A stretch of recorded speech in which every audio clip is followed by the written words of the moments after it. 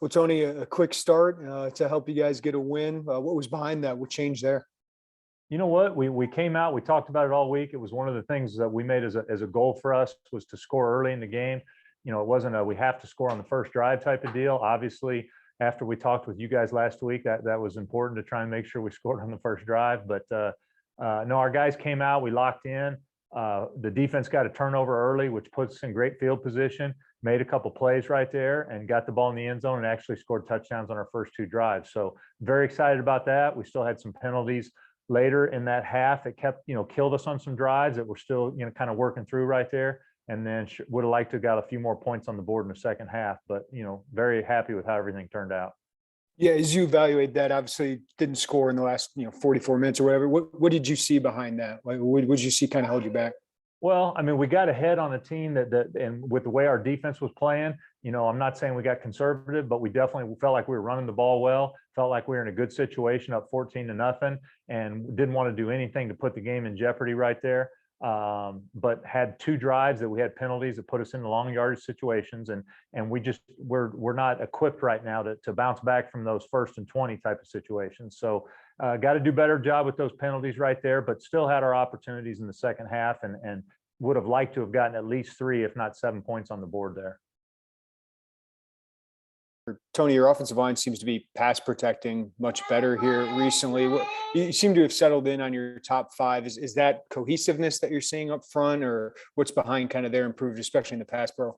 You know what? I think offensive linemen are a lot like quarterbacks. They get better every time they go out on the field.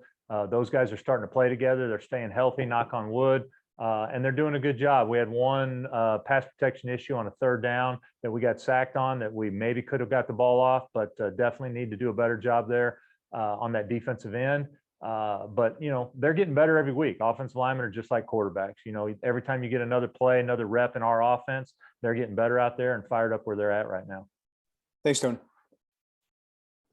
Hey, Tony, I guess the last 2 weeks, you guys have had a couple drives pinned pretty deep into, back up against the goal line. Generally, what's your philosophy there to try to get out of that? I mean, is it live to fight another day? I guess, how do you approach kind of how aggressive and how not aggressive to be? Well, I mean, your first goal is to get the ball at least to the 5-yard line.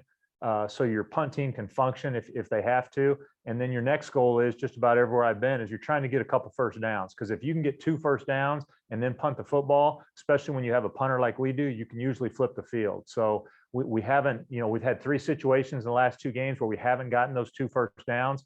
And we got to keep grinding right there. We haven't put our punter in a situation where he's been on like the 2-yard line, which is good. But your first goal is to get it at least to the 5, and your next one is to try and get a couple first downs. That way, when you punt the football, you got a chance to flip the field. And can I just ask what Michael Marquez, we've seen him in kind of that fullback, H-back role and catching a few passes he did against Minnesota. What does he give you? What's his evolution been into that role there? Well, we'd like to be able to line up with a guy in that kind of fullback position a little bit. He's in the tight end room, which marries right up with that position. They're doing exactly the same thing. So everything he's learning there, he can learn from that position. And we're trying to find a spot for him to get him in there for a few reps. The more people we can get out on the field to help us win, the better off we're going to be. Mike's done a great job in practice, and he's earned those reps out there. Thanks, Tony. Tony, the Wildcat pack single wing package with Isaiah that was utilized on Saturday. First of all, what is it that you like about that package, and how has it kind of progressed as the season has gone on? And then a follow-up, obviously, is what does that do for Brandon when he's able to go to the sideline and maybe take a breather, see the field from a different perspective, and then come back out and run a play? Well, first of all, if anything we can do out there to get more first downs and score more points, we're going to try and do. Putting Isaiah in the backfield, I think is something that we can do that helps us. A couple of those, maybe he could have pulled those and kept it and might have had a chance for some plays right there. But he's done it a lot playing quarterback here last year. Those type of plays are very similar to a lot of stuff that he was doing before. So it's very natural for him. And it gives us an opportunity to give the defense one more thing they've got to work on. Plus it gets the ball in his hands a little bit more. As far as BP, I mean, he's played 2 back-to-back, knock on wood, solid football games, hasn't put the ball in danger.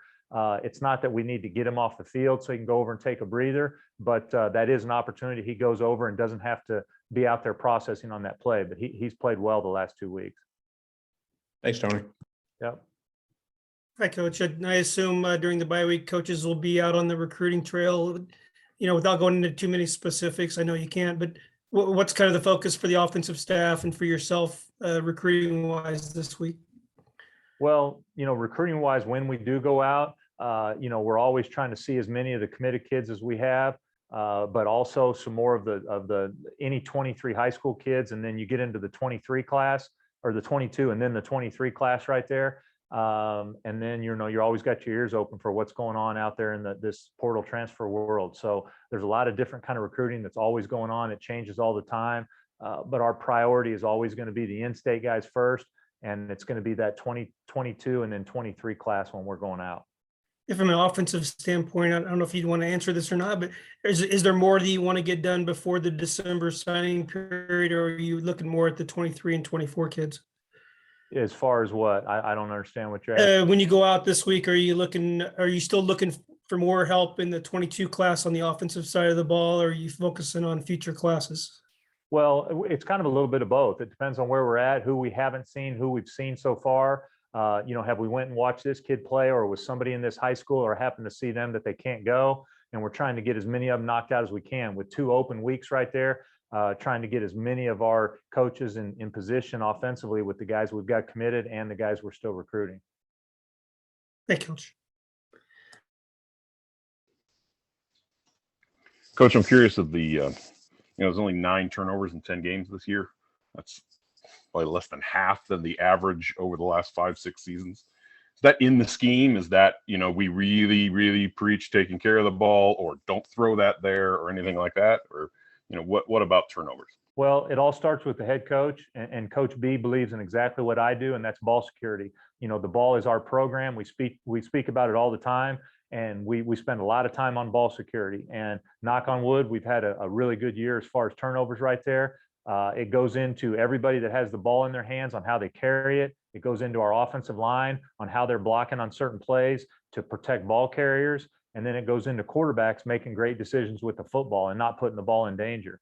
And we've done a pretty good job of all those this year. And that's why our turnovers are so low. And we've got to keep thinking that way, because we've had some tight, close ball games, some that come out our way, some that haven't, but we wouldn't be in those games had we had 2 or 3 turnovers in those games. So we just got to keep rolling on that. We're happy with where we're at in that, and we want to keep that to a 0 every game. That's always our goal. But holding on to the football and what the quarterbacks do as far as decisions is always at the top of our priorities, is what we're doing.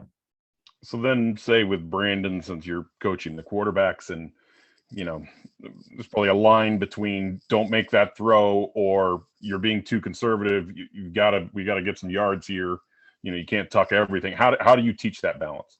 Well, I think it's, if you see it, throw it. If you feel good about it and you see it, then throw it. And I'm always aggressive there with Brandon. But there's also the flip side of that is I can't throw something into something I don't see, or I've got an issue. It's a little cloudy right here. If I'm going to have doubt right there, I'm going to take care of the football. But if you see it and you feel like you can take that throw and you can make it, then go after it right there. It might not always be right, but I like him being aggressive, but also at the same time, he's got to make sure that he's thinking about taking care of the football. So it's kind of a fine line right there. Thanks. Hey, Tony, I've got 1 or 2 more here. As far as Brandon, he is playing well these last few weeks. What do you notice out of him when it's clicking with him, just maybe from how he carries himself? And then kind of a second is, do you work with him on sliding a little more safely than some of those dives? You know what? He naturally just kind of goes head first. If that was somebody that I was going to have for the next 2 or 3 years, we might spend a little bit more time. I don't know if it has to do with the turf or just what he's done in the past. That's kind of how he protects himself. And he's done okay with that. There's times where sliding's not always the greatest either. So it's kind of a coin flip. You got to do what you can to take care of yourself, especially when we're not on a down and distance where he has to get it, or he's already gotten the first down. So we got to make sure he takes care of himself there. But the flip side of that is Brandon's played really well the last 2 weeks. He's got confidence out there. He feels comfortable. You can just tell the way he's moving around that everything feels right now, and he's making good decisions. He's throwing the ball well, and he's taking care of the football. So very happy with how he's playing the last 2 weeks. Thanks, Tony. And Tony, I had just one more. Knowing you guys are going to try and lift up the roster and add competition in every area, your position specifically has as much turnover as any, just because there's only one that can play. As you go out, like, what do you look for in transfers, specifically at your position that is so important as you guys try to build up that room? Well, hopefully you get to a point to where you're not really looking at the transfers for the quarterback position and you're building that room up from young to old. And that's the way you want it to be. If you are looking at transfers, you're looking at guys that throw the ball accurately, have a natural arm talent, are confident, have played on an offense where they've actually been in and played in quite a few games, and you can see how they function out there. And then you're looking at character, leadership, a winner, the guy you want to be leading your football team. So there's a lot more that goes into quarterback than just throwing the football, and you got to put a lot of time into it to make sure you get the right guy. Thanks, Tony. Appreciate it. Okay. Appreciate it, guys. Have a good day.